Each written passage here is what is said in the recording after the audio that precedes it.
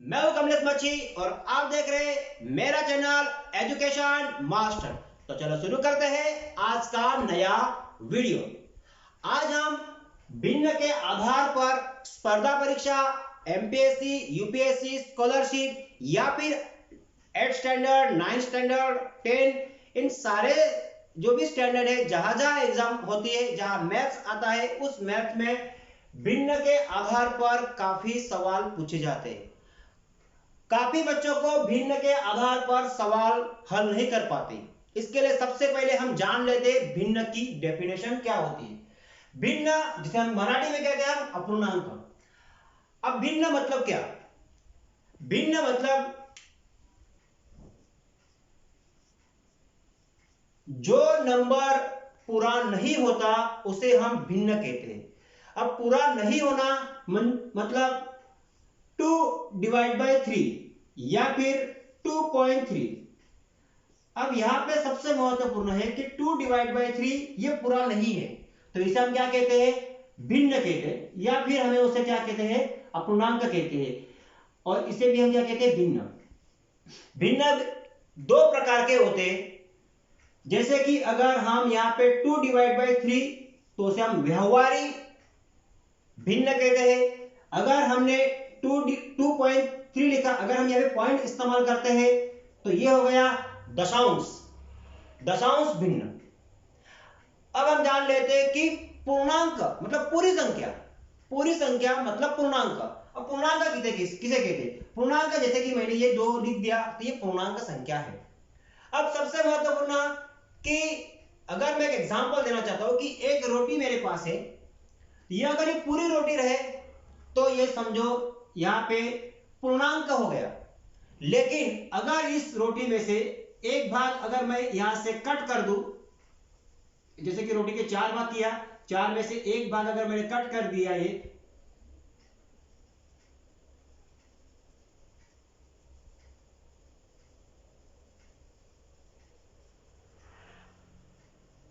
तो ये भिन्न हो गए, मतलब अपूर्णांक हो गए। तो इस भिन्न के आधार पर एग्जाम में काफी सवाल पूछे जाते हैं। जैसे कि 4 पूर्णांक 6/3 इज इक्वल टू कितना? इसी तरह से मैंने 6 सवाल यहां पे तैयार किए हैं। अब भिन्न में भी बहुत सारे अलग अलग यहाँ पे जैसे कि यहाँ पे मैंने प्लस में लिखा है, यहाँ पे भी प्लस में है, यहाँ पे माइनस में है, यहाँ पे मल्टीप्लाई में है और यहाँ पे डिवाइड है। तो जिस तरह से हम देखते जाएंगे कि प्लस में किस तरह से उसका, उन सवालों का आंसर किस तरह से करते हैं, तो नंबर वाइज देखेंगे। सबसे महत्वपूर्ण आपको पहले समझ में आ गया होगा कि भिन्न मतलब क्या। तो सबसे पहले हम देखते हैं क्वेश्चन 4 पूर्णांक 6/3। तो जब भी 6 पूर्णांक 6/3 रहे तो हमें करना है 4 × 3 मतलब क्रॉस मल्टीप्लाई। ओके, फिर प्लस का चिन्ह देना है, ये एक जोड़ी हो चुकी है।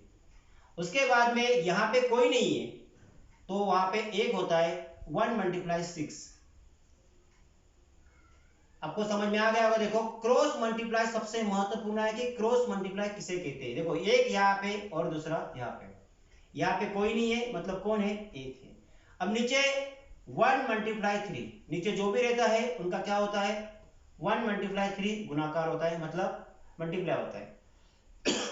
4 का टेबल अगर हम 3 बार करते हैं तो 12 होता है, प्लस अगर 6 का टेबल अगर एक बार कहते हैं तो 6 होता है, डिवाइड बाय 3 का टेबल 1 तो 3। 12 + 6 ये 18 हो गया, डिवाइड बाय 3। अगर 3 का टेबल अगर हम याद करते हैं तो 3, 6, 9, 12, 15 और 18, 1 2 3, 1 2 3 4 5 और 6। तो इसका आंसर आया 6, मतलब इसका आंसर आया 6 या फिर 6/1 या फिर 6। ओके, तो ये हो गया इसका आंसर 6/1। तो आपको इसका आंसर मिल चुका होगा। ओके, या फिर हम 6 अगर 6 भी लिखते हैं तो भी वो सही है। ओके, मैंने यहां पे 6/1 लिखा क्योंकि हमें उसकी जरूरत आगे सेकंड नंबर क्वेश्चन में होने वाली है। अब जान लेते सेकंड क्वेश्चन। सेकंड क्वेश्चन देखो, यहाँ पे 4 पूर्णांक 6 divide by 3 plus 3 divide by 3। अब सबसे महत्वपूर्ण यहाँ पे ये है कि 4 पूर्णांक 6 डिवाइड बाई 3, तो इसका आंसर हमने अभी निकाला है, तो मैं दोबारा वहां पे सॉल्व करके नहीं बताऊंगा आपको, अब कर लेना।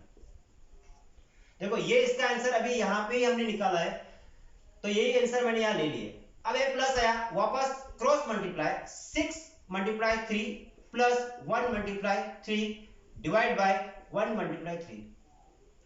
अगर हम 6 मल्टीप्लाई 3 करते हैं तो 6 1 12 और 18, तो ये 18 हो गया plus 3 divide by 3, 18 plus 3 21 divide by 3। अगर हम 3 का टेबल अगर कर लेते हैं,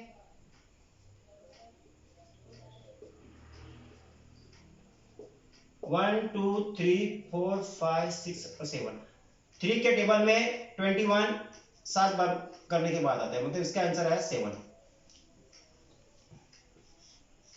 ओके, तो आपको समझ में आ गया होगा। अगर यहाँ पे 3 के टेबल में देखो स्टेप बाय स्टेप, ये हो गया प्लस, भिन्न के आधार पर हमने प्लस का जो भी सम था वो सम सॉल्व कर दिए। ओके, अब हम जान लेते एक थर्ड सम, एक और ले लेते हैं सम। जैसे कि मैंने लिखा है 4 divide by 2 plus 6 divide by 3। Okay, वापस क्रॉस मल्टीप्लाई होगा, 4 multiply 3 plus 2 multiply 6 divide by 2 multiply 3। इन दोनों का मल्टीप्लाई पहले कर लो तो 12 हो गया, इन दोनों का मल्टीप्लाई कर लो तो 12 हो गया, और इन दोनों का मल्टीप्लाई कर लो तो 6 हो गया। अब 12 और 12 प्लस किया तो 24 होता है डिवाइड बाय 6। 6 का टेबल बना लो, 1 2 3 और 4। अगर हम 6 का टेबल बना लेते तो आंसर मिला हमें 4।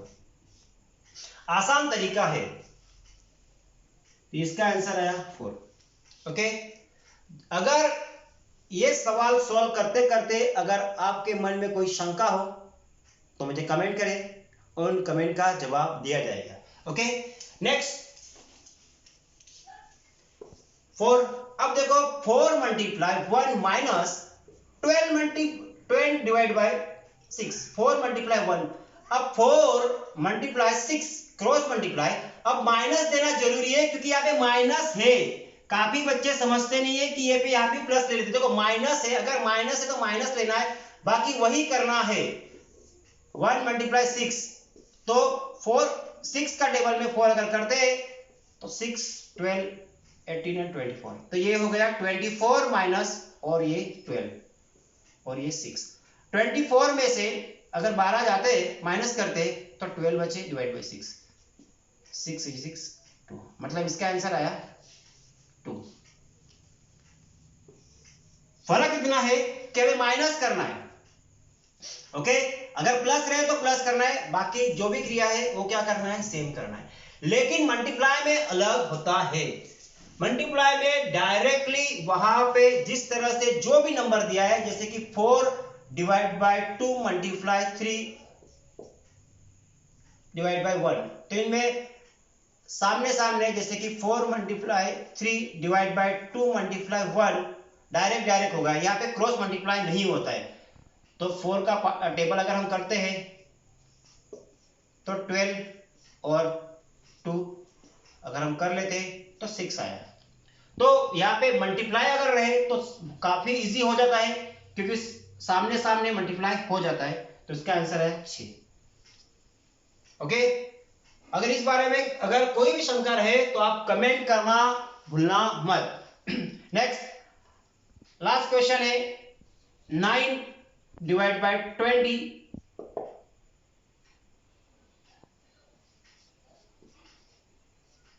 ओके, डिवाइडेड, अभी डिवाइड करना है सबसे महत्वपूर्ण। अब इसमें एक सबसे महत्वपूर्ण है, मल्टीप्लाई और डिवाइड में क्या अंतर है।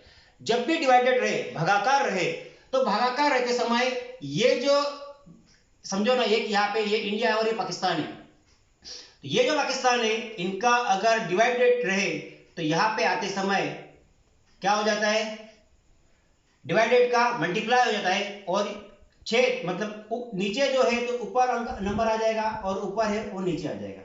ये याद रखना जरूरी है कि जब भी यहाँ पे डिवाइडेड रहे तो मल्टीप्लाई होता है। मल्टीप्लाई में ये इंडिया ये ऐसा ही रहेगा।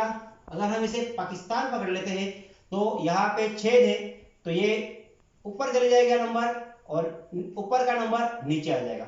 और फिर जिस तरह से हमने यहाँ पे मल्टीप्लाई में किया कि 9 multiply 10 divide by 20 divide by 3, अगर हम 10 का करते हैं तो 90 और ये हो गया 60, 0 0 कट, 9 डिवाइड बाय 6। अगर इसका 6 के टेबल में 9 तो नहीं आता है, लेकिन हम फिर 3 का टेबल पकड़ लेते हैं। 3 के टेबल में 6 2 बार गिनने से आता है और 3 के टेबल में यहाँ पे 9 3 बार गिनने से आता है। जैसे कि आंसर आया 3 डिवाइड बाय 2। अगर 3 डिवाइड बाय 2 करते हैं हम तो 2 का टेबल जैसे कि 1.0 और 5 और 10 ये आएगा 1.5। तो ये हो गया 1.5। अब काफी बच्चों के मन में शंका होगी कि सर आपने डिवाइडेड तो डायरेक्टली कर दिया, आपको डिवाइडेड अगर किस तरह से करना है, किस तरह से इजी ट्रिक है, तो ये सारे इंफॉर्मेशन मेरे इसके आगे जो मैंने डिवाइडेड पे वीडियो बनाया है वो वीडियो आप देख लो। इसका सॉल्यूशन अच्छी तरह से मैंने उस 20 मिनट की वीडियो में बनाया है सिर्फ डिवाइडेड। ओके, अगर काफी बच्चे कहोगे कि सर मुझे प्लस नहीं आ रहा है, माइनस नहीं आया, तो एक सेपरेट वीडियो मैंने 18 मिनट का बनाया है जो प्लस माइनस पर, प्लस माइनस आप वो वीडियो देख लो तो वहां पे भी आपको समझ में आ जाएगा। तो ये थे भिन्न के आधार पर कुछ सवाल। ओके, इस सवालों का आंसर मैंने कुछ ही मिनटों में देने की कोशिश की है। अगर आपको अच्छा लगे तो लाइक करना, शेयर करना और सब्सक्राइब जरूर करना। तो मिलते हैं एक नए वीडियो में। Best of luck.